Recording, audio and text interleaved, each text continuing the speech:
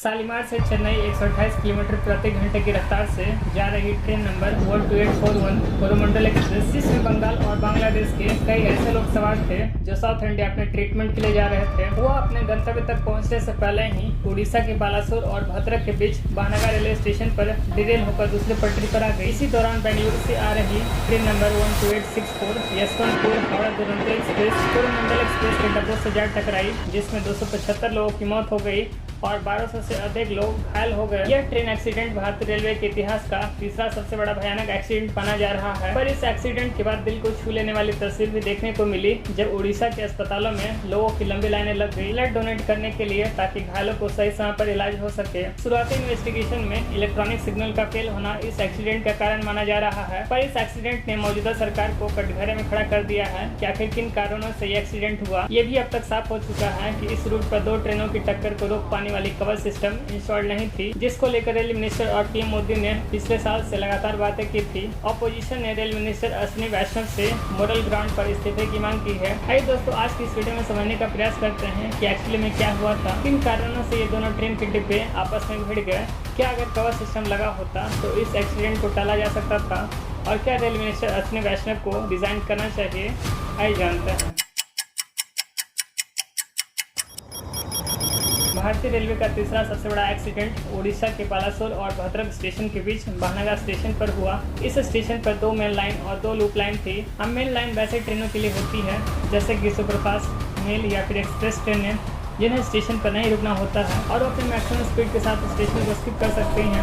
तो वहीं loop line वैसे ट्रेनों के लिए होती हैं जिन्हें स्टेशन पर रुकना होता है। अब बालासोर और भद्रक स्टेशन के बीच 62 किलोमीटर का फासला है। 2 जून की शाम 6:37 पर शालीमार से चेन्नई जाने वाली train number 12841 Coromandel express Balasore से निकलती है और उसे इन दोनों स्टेशन के बीच की दूरी को 1 घंटे 1 मिनट में तय करनी थी और उसे शाम 7:38 पर भद्रक स्टेशन पहुंचना था। तो वहीं दूसरी तरफ बेंगलुरु से हावड़ा जाने वाली ट्रेन नंबर 12864 दुरंतो एक्सप्रेस को भद्रक से बालासोर आने में 53 मिनट का समय लगता है। यह ट्रेन को भद्रक स्टेशन दोपहर 2:55 पर पहुँच जाना था, पर कहते हैं ना कि होनी को कौन टाल सकता है। यह ट्रेन उस दिन 4 घंटे की देरी से चल रही थी, जिस वजह से वो भद्रक स्टेशन दोपहर 2:55 पर पहुंचने के बजाय शाम 6:30 पर पहुंचती है और फिर बालासोर के लिए निकलती है। अब कोरोमंडल एक्सप्रेस को ग्रीन सिग्नल मिला हुआ था, जिस वजह से वो अपने मैक्सिमम स्पीड 128 किलोमीटर प्रति घंटे की रफ्तार से चल रही थी और ट्रेन को स्टेशन स्किप करना था। लेकिन तभी सिग्नल ग्रीन से येलो हो जाती है और ट्रेन फुल स्पीड में लूप लाइन की ओर बढ़ जाती है और फाइनली लूप लाइन पर पहले से ही मौजूद गुड्स ट्रेन, जिसमें आयरन ओर रखे हुए थे, उससे जा टकराती है। इस जोरदार टक्कर में मालगाड़ी में रखे आयरन ओर के कारण वो अपनी जगह से हिली तक नहीं, जिस कारण पूरा का पूरा असर कोरोमंडल एक्सप्रेस पर हुआ, जिससे ट्रेन की 12 डिब्बे बेपटरी होकर दूसरे ट्रैक पर जा गिरी। इसी दौरान सामने से दूसरे ट्रैक पर हावड़ा दुरंतो भी अपने मैक्सिमम स्पीड 126 किलोमीटर प्रति घंटे की रफ्तार से आ रही थी और उसके आखिरी के 2 डब्बे कोरोमंडल एक्सप्रेस से जा टकराई। इस हादसे में 288 लोगों की मौत हो गई और 1200 से अधिक घायल हो गए। पर बाद में फिर उड़ीसा गवर्नमेंट ने कहा कि असल में गलती से कुछ डेड बॉडीज 2 बार काउंट कर लिया गया और टोटल डेथ 275 हुई हैं। इस घटना के बाद रेल मिनिस्टर अश्विनी वैष्णव ने सीबीआई से इन्वेस्टिगेशन कराने की बात कही है और वे हादसे के बाद से लगातार एक्सीडेंट साइट पर मौजूद रहे। तो ही पीएम मोदी ने भी एक्सीडेंट साइट पर जाकर हालात का जायजा लिया और कहा कि जो भी दोषी होंगे उन्हें बख्शा नहीं जाएगा। सरकार के लिए ये घटना अत्यंत गंभीर है। हर प्रकार की जांच के निर्देश दिए गए हैं और जो भी दोषी पाया जाएगा उसको सख्त से सख्त सजा हो। पर इस घटना ने एक बार फिर रेलवे सेफ्टी को लेकर सवाल खड़े करने पर मजबूर कर दिया है। कहा जा रहा है कि इस रूट पर 2 ट्रेनों के बीच की टक्कर को रोकने के लिए कवर सिस्टम नहीं था, पर असल में सवाल ये है कि क्या कवर सिस्टम होता तो क्या इस हादसे को रोका जा सकता था। अश्विनी वैष्णव ने पिछले साल से लगातार कवर सिस्टम को लेकर बातें की थी। वे खुद इसके ट्रायल के समय सिकंदराबाद जोन के सनत नगर संगतपल्ली रेल रूट पर लोको पायलट के साथ राइड की थी। उस दौरान सामने से चिट्ठीगुडा रेलवे स्टेशन की ओर से आ रही ट्रेन कवर सिस्टम की वजह से 400 मीटर पहले ही रुक गई थी। तब ऐसा लग रहा था कि ट्रेनों की टक्कर रोकने में कवर सिस्टम भारतीय रेलवे में मील का पत्थर साबित होगा पर किसे पता था कि ये सिर्फ कहने और हेडलाइंस तक ही सीमित रह जाएगी। बालासोर में हुई ट्रेन की टक्कर के बाद एक बार फिर देश भर में कवच सिस्टम को लेकर बातें हो रही है, पर देश भर के ट्रेनों में लगी कवच सिस्टम कुछ और ही कहानी बयां करती है। आज के समय देश में टोटल 13,215 इलेक्ट्रिक लोको हैं, पर इनमें से केवल 65 लोको इंजन में ही कवच सिस्टम लगाया जा सका है। दोस्तों, इससे पहले कि हम आगे इस वीडियो में बढ़े, हम आपसे एक कहना चाहते हैं कि अगर आपको हमारा काम पसंद आता है, आपको हमारी वीडियोस अच्छी लगती है, तो प्लीज हमारे चैनल सचिन एंड को जरूर सब्सक्राइब कीजिए ताकि हमें और अच्छी वीडियोस बनाने की मोटिवेशन मिले।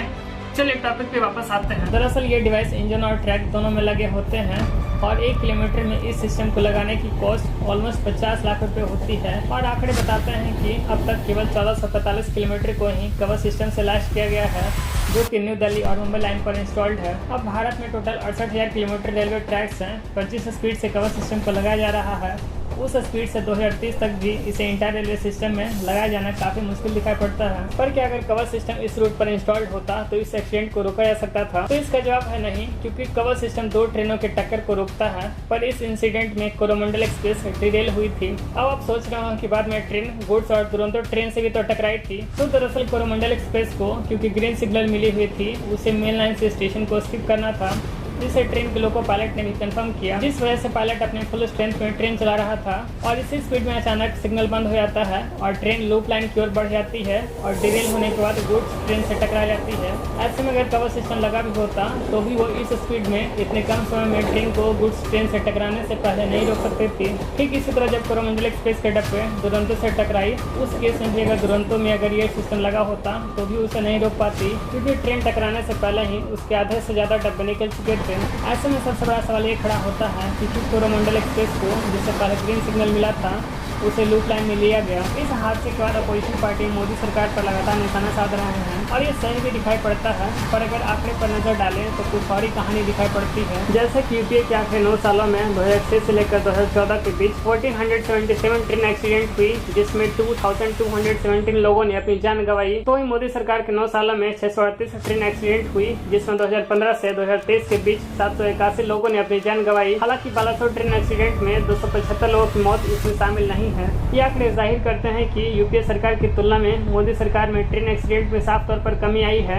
इसके अलावा मोदी सरकार ने भारतीय रेलवे को सेफ और मॉडर्न बनाने पर लगातार जोर दिया है, फिर चाहे वो लेवल क्रॉसिंग को खत्म करना हो या फिर रेलवे का इलेक्ट्रिफिकेशन हो या फिर नए ट्रैक बिछाना हो। मौजूदा सरकार ने तो 2023-24 में रेलवे के लिए 2.40 लाख करोड़ रुपए का बजट अनाउंस किया था, जो यूपीए सरकार द्वारा 2013-14 के रेल बजट से 9 गुना ज्यादा है। पर मौजूदा सरकार बालासोर ट्रेन एक्सीडेंट की जिम्मेदारी से इन आंकड़ों के सहारे नहीं बच सकती। मोदी सरकार को इस एक्सीडेंट के तह तक जाना ही होगा। पिछले कुछ सालों से लगातार डिजिटल मीडिया में रिपोर्ट पब्लिश करी गई है कि इंडियन रेलवे में लाखों सीटें कई सालों से खाली पड़े हैं, जिस वजह से भारतीय रेलवे में काम करने वाले पर जबरदस्त प्रेशर होता है ओवर टाइम करने को लेकर। अब जरा सोचिए, हम दिन के 8 घंटे सही से काम नहीं कर पाते, तो वहीं दूसरी तरफ भारतीय रेलवे के एम्प्लॉय जो 12 घंटे से लेकर 16 घंटे तक ओवर टाइम ड्यूटी करते हैं। लोको पायलट जिन्हें ट्रेन चलाते समय जबरदस्त फोकस और कमिटमेंट की जरूरत होती है, भी ओवर टाइम करने को मजबूर होते हैं, क्योंकि वे तय स्टेशन से पहले ट्रेन को नहीं छोड़ सकते और अगले दिन फिर वही 12 से 16 घंटे ट्रेन चलाना पड़ता है।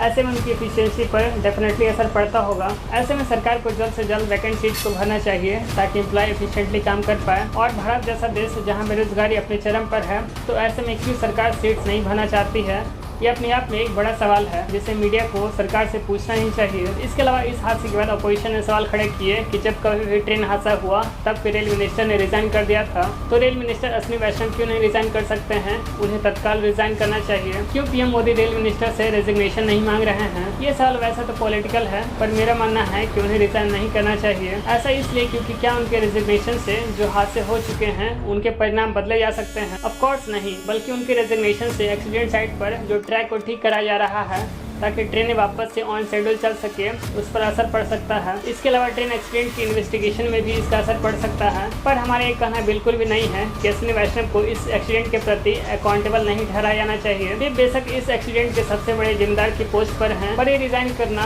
रेजिग्नेशन मांगना पॉलिटिक्स की दुनिया में आम बात है। सो दोस्तों, आज की वीडियो में बस इतना ही। उम्मीद है यह इन्फॉर्मेटिव वीडियो आपको पसंद आएगी। वैसे आपको क्या लगता है, क्या रेल मिनिस्टर अश्विनी वैष्णव को रिजाइन करना चाहिए? आप अपनी राय नीचे कमेंट सेक्शन में जरूर लिखिए। चलिए जल्दी मिलते हैं नए वीडियो के साथ, तब तक के लिए अपना ख्याल रखिए। Take care.